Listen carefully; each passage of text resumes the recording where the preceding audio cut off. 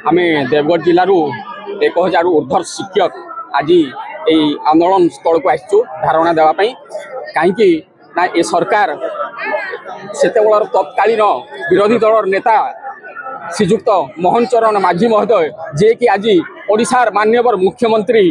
होती से समय रे से आमको प्रतिश्रुति देते जे तांकर सरकार आसिले से आमर दाबी गुड़िक निश्चित भाव में पूरण करेंगे किंतु विगत 1.5 वर्ष हो गला तांकर सरकार आसिया परे मध्य से आमर कौन दाबी को ए पर्यंत कर्णपात करूना केवल जुमलाबाजी कर चलती कमिटी उपरे कमिटी कमिटी उपरे कमिटी तारीख पे तारीख ये तारीख दे चलती किंतु आम दाबी को ए पर्यंत कर्णपात करना आज